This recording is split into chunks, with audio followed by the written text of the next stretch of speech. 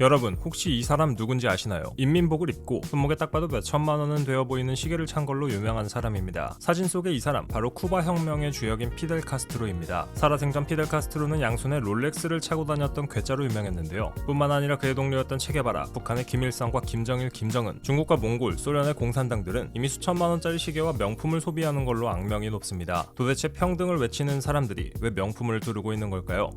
먼저 이 사실에 대해 설명하기 전 이 사단을 만든 장본인 칼 막스에 대해 이야기하고 넘어가야겠죠. 좀 복잡한 내용이 나오니 귀찮으신 분들이라면 이 파트는 넘어가셔도 됩니다. 마르크스의 공산주의 이론은 인류 역사를 계급 간 투쟁의 연속으로 보는 데서 출발합니다. 인류 전체의 역사를 5단계로 나누고 그중 자본주의 사회에서는 공장이나 토지 등 생산 수단을 소유한 부르주아 계급과 노동력을 팔아 생계를 유지하는 프롤레타리아 계급 사이에 착취관계가 존재한다고 보았는데요. 자본가는 노동자가 만들어낸 가치보다 적은 임금을 주고 그 차액인 잉여 가치를 이윤으로 가져가기 때문에 이 구조가 지속될수록 노동자 계급의 불만은 커지고 결국 혁명으로 이어질 수밖에 없다고 막스는 주장했습니다. 그 혁명을 통해 노동자 계급이 공산당의 지도하에 생산 수단을 공동으로 소유하는 사회주의 단계를 거치고 궁극적으로는 계급도 국가도 사라진 완전한 평등 사회, 즉 공산주의 사회에 도달한다는 게 그의 이론의 최종 목표였습니다. 그런데 현실 세계는 그렇지 않습니다. 아직도 계급과 국가는 사라지지 않았죠. 심지어 계급을 없애겠다던 공산주의 국가 내에서도 공산당들은 인민을 착취하고 있으며 이제는 그들이 특권 계급이 되었습니다. 구소련에서는 노멘클라투라, 중국은 공산당, 북한은 노동당이죠. 그들은 마이바흐와 벤츠, 롤스로이스 같은 비싼 차를 몰고 롤렉스나 오메가, IWC와 바쉐론 콘스탄틴, 파텍 필립 등의 비싼 시계를 차고 최고급 천연 소재로 만들어진 맞춤 옷을 입습니다. 한마디로 이들이 차는 명품 시계는 희소성을 가진 인민들과 간부들의 사회적 지위를 구분짓는 하나의 도구로 기능한다는 거죠. 모든 인민이 평등하다는 게 공산주의의 핵심 논리라면 모두가 비슷한 옷을 입고 비슷한 물건을 써야 앞뒤가 맞습니다. 예전에 체게바라 시절이라면 그래도 변명거리는 있었습니다. 좋은 시계라야 시간을 정확히 할 수 있다는 논리 말이죠. 그런데 지금은 만원짜리 쿼츠 시계나 수천만원짜리 시계나 시간 맞추는 정확도는 똑같고 오히려 만원짜리 쿼츠 시계가 더 정확한 경우도 있습니다. 그러니 기능 때문에 명품을 쓴다는 변명은 이제 통하지 않습니다.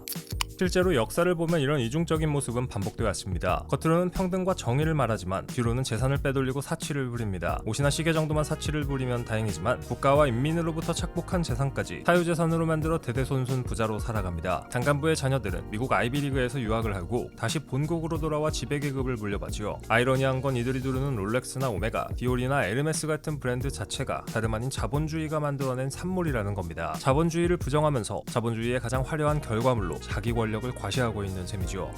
대표적인 예가 공산주의 양대 국가인 소련과 중국입니다. 2012년 중국의 한 지방정부 관료가 명품 시계와 고가 안경, 명품 벨트를 착용한 사진들이 우연히 찍혔는데요. 감정 결과 그가 착용한 시계들은 롤렉스 오이스터 퍼페추얼, 오메가 여러 점, 18K 로즈골드 바쉐론 콘스탄틴 등으로 확인됐습니다. 본인은 10여 년간 정당한 소득으로 시계를 샀을 뿐이라고 해명했지만 결국 이 문제로 징역까지 살았죠. 물론 이렇게 드러나서 문제가 된 경우는 빙산의 일각일 뿐이며 중국 공산당 간부들이 이미 부정부패를 통해 수많은 재산을 축제한 사실은 공공연한 비밀이나 다름없습니다. 소련도 마찬가지입니다. 소련 붕괴 전 인민들이 국산차 한 대를 계약하고도 몇 년씩 기다려야 했던 반면 공산귀족 계급의 간부들은 서방에서 온 소비재를 자유롭게 누리고 있었습니다. 당시 서기장이었던 레오니트 브레즈네프 본인부터가 고급 양복과 서방산 자동차 수집에 특히 열을 올린 것으로 알려져 있고 석유와 가스를 수출해 번 돈으로 최상급 생활 필수품을 수입해 소수특권층에게만 공급했다는 기록도 남아 있습니다. 그는 특히 롤렉스의 데이저스트, 데이데이트와 IWC의 회중시계를 자주 샀던 걸로 알려져 있는데요. 평등을 부르짖지만 비싼 시계는 차고 싶어라는 책이 있다면 딱 잘 어울리는 등장인물이겠네요.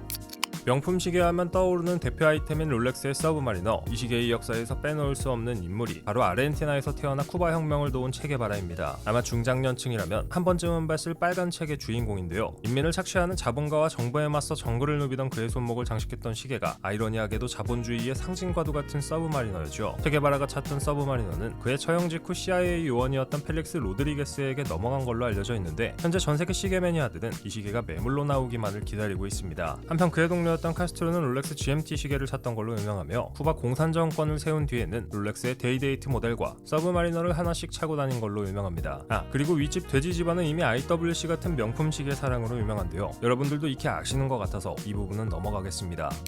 물론 이 지점에서 공산주의자들이 반박할 수 있습니다. 막스가 금지한 건 생산수단의 사적 소유였지 개인 소유물 자체가 아니라고요. 맞는 말입니다. 하지만 공산당 간부들이 이런 고가의 사치품을 아무렇지 않게 사유재산으로 소유한다는 사실 자체가 오히려 인민들이 만들어낸 부가 평등하게 분배되지 않고 있다는 증거입니다. 권력을 쥔 소수가 그 부를 사실상 독점하고 있는 상황인데요. 게다가 이건 막스 본인이 그렇게나 비판했던 페티시즘, 즉 물신주의와 노동으로부터의 소외와도 정확히 겹칩니다. 입으로는 평등을 외치면서 몸으로는 나는 너희와 다르다는 걸 명품으로 증명하고 있는 셈인데요. 자본주의 경제체제에서 남들과 정정당당하게 경쟁한다면 과연 공산당 간부들이 저런 시계를 만져볼 수나 있을까요?